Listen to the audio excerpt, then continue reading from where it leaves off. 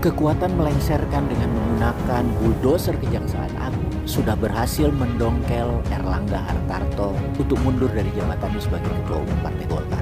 Kasus hukum sengaja dipakai untuk mencapai target kursi Ketua Umum sebagai langkah awal. Hampir dipastikan skenario selanjutnya adalah menggunakan kekuatan barongsai, yaitu kemampuan angpau sebagai amunisi pamungkasnya. Akan sama persis dengan kekuatan yang digunakan saat pemenangan Pilpres baru lalu. Kemudian apakah ini indikasi kuat Gibran yang akan diposisikan sebagai ketua umum atau Pak Jokowi yang akan jadi ketua umum Golkar? Bagaimana mengendalikan Munas Golkar agar mendukung rencana besar itu? Apakah setelah berhasil menekan ketua umum Golkar hingga mundur, lalu apakah Kejaksaan Agung juga akan digunakan untuk mempercepat pelaksanaan musyawarah nasional Partai Golkar? Rasanya tidak mungkin. Tidak mungkin Kejaksaan digunakan sebagai perangkat hukum pada para petinggi Partai Golkar lainnya, karena tidak semua tokoh Partai Golkar punya kasus hukum. Juga pemilik suara yang akan menentukan kemenangan merebut jabatan Ketua Umum Partai Golkar tidak semuanya punya masalah dengan hukum. Tapi dipastikan skenario selanjutnya adalah menggunakan kekuatan barongsai, yaitu kekuatan angpau sebagai amunisi pamungkas. Jadi ini persis pengulangan pada sukses pemenangan Pilpres.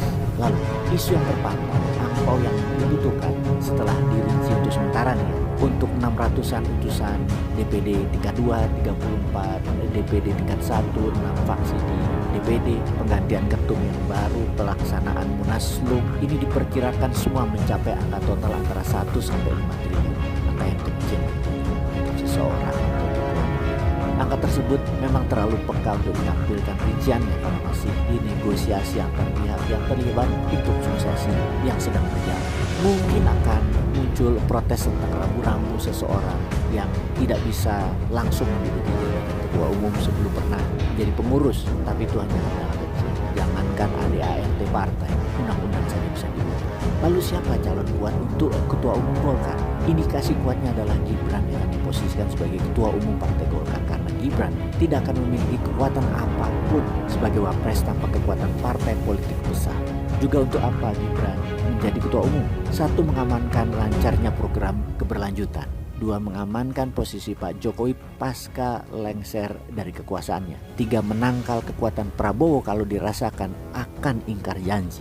4. Memperlancar koalisi Indonesia Maju untuk menguasai daerah-daerah. Pergolakan politik di Golkar kali ini bukan datang dari internal Partai Golkar, tetapi ada kekuatan besar dari luar yang sangat powerful. Dalam sejarah Partai Golkar baru kali ini terjadi. Untungnya di tubuh Partai Golkar masih ada tokoh lama yang sangat paham sejarah kemana Golkar harus berlayar, mengendalikan kompas jalannya Golkar. Akankah mereka masih mampu mengarahkan Partai Golkar dan tidak diambil alih paksa dengan melawan kekuatan angpau? Atau malah mereka ikut terlarut, tenggelam di dalamnya? Apapun skenario tersebut, maka mengambil Golkar kemudian diisi anak-anak muda akan membuat pertandingan di tahun 2029 bahkan di tahun 2034 sulit dilawan oleh Garudanya Gerindra, benteng ketatonnya PDIP atau partai berlambang Mersinya Demokrat, di mana pemimpinnya sudah istirahat kira-kira di tahun 2029 atau di tahun 2034. Maka yang membawa Indonesia Emas 2045 tinggal Golkar